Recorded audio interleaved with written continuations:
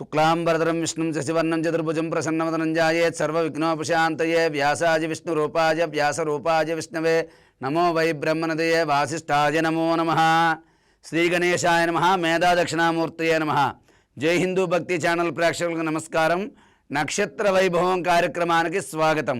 మనం ఈ రోజున నక్షత్ర వైభవం కార్యక్రమంలో చిత్తా నక్షత్రం గురించి తెలుసుకుందాం. ఈ చిత్తా నక్షత్రం కుజ సంబంధమైనటువంటి నక్షత్రంగా చెప్తారు. మృగశిర, చిత్తా, ధనిష్ట, కుజ నక్షత్రాలని చెప్తూ ఉంటారు. ఈ చిత్తా నక్షత్రం వారు మంగళవారం నియమాలు పాటించడం, సుబ్రహ్మణ్యేశ్వర స్వామిని ఆరాధించడం, ఓం శరవణభవ సుబ్రహ్మణ్యాయ నమః, ఓం శరవణభవ సుబ్రహ్మణ్యాయ నమః అనే మంత్రాన్ని నిరంతరం పఠించడం వల్ల మంచి ఫలితాలు కలుగుతాయి. ఈ చిత్తా నక్షత్రం వారు పౌర్ణమి నాడు అరుణాచల దర్శనం చేయడం వల్ల మీ జీవితంలో ఆగిపోయిన చాలా పనులన్నీ కూడా ముందుకు వెళ్తాయి. దాంట్లో ఎటువంటి సందేహము లేదు. అలాగే ఈ యొక్క చిత్తా నక్షత్రం వారు ప్రతి నిత్యము కూడా ఓం శరవణభవ సుబ్రహ్మణ్యాయ నమః మంత్రాన్ని పఠించడం, ప్రతి మంగళవారం కూడా నాగబంధనాలు ఉన్న చోటకు కానీ సుబ్రహ్మణ్యేశ్వర స్వామి దేవాలయానికి కానీ వెళ్ళడం, అక్కడ దానిమ్మ పళ్ళు ఆ స్వామికి నైవేద్యంగా సమర్పించి ఎర్ర గులాబీలతో పూజించి ఎర్రని వస్త్రాన్ని అక్కడ స్వామివారికి సమర్పించి ఎర్ర కందిపప్పు యథాశక్తిగా అరకేజీకి తక్కువ కాకుండా కేజీంపావు కానీ అరకేజీ కానీ 30 కేజీ కానీ ఎరుపు రంగు వస్త్రంలో పోసి మూట కట్టి దానం చేయడం వల్ల మీకు విశేషమైనటువంటి ఫలితాలు కలుగుతాయి.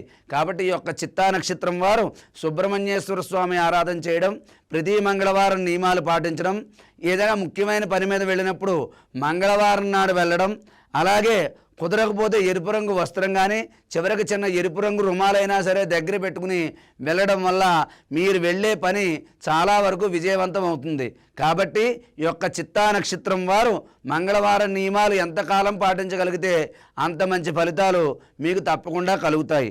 అలాగే మంగళవారం నాడు శివాలయంలో, సోమవారం కాదు మంగళవారం నాడు శివాలయంలో సూర్యోదయానికి ముందుగానే అంటే తెల్లవారుజామునే వెళ్ళి 5 నుంచి 6 లోపులో కనీసం మీ గోత్రనామాలతో ఒక 5 మంగళవారాలు కానీ 3 మంగళవారాలు కానీ శివుడికి అభిషేకం చేయించుకోవడం, అదే రోజున సుబ్రహ్మణ్యేశ్వర స్వామికి అర్చన చేయించుకోవడం, అలాగే ఇవేవి అందుబాటులో లేకపోతే కనీసం మంగళవారం నాడు ఉదయం కానీ సాయంత్రం కానీ ఎప్పుడైనా సరే ఉదయం 5 నుంచి 6 లోపు, సాయంత్రం 5 నుంచి 6:30 లోపులో ఆంజనేయ స్వామి దేవాలయానికి సరైనా వెళ్ళి అక్కడ కూర్చుని ఒక 3 సార్లు హనుమాన్ చాలీసా పారాయణం చేయడం వల్ల మీకు చాలా విశేషమైనటువంటి ఫలితాలు తప్పకుండా కలుగుతాయి.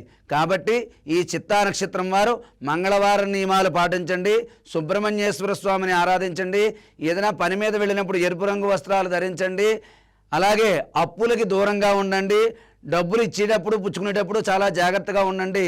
ఇలా ఉండడం వల్ల మీకు జీవితంలో చాలా కష్టాలు దూరం అవుతాయి, చాలా ఇబ్బందుల నుంచి బయటపడతారు. కాబట్టి చిత్తా నక్షత్రం వారు ఈ నియమాలు పాటించి ప్రతినిత్యం ఓం శరవణభవ సుబ్రహ్మణ్యాయ నమః మంత్రాన్ని పఠించండి, సుబ్రహ్మణ్యేశ్వర స్వామిని ఆరాధించండి.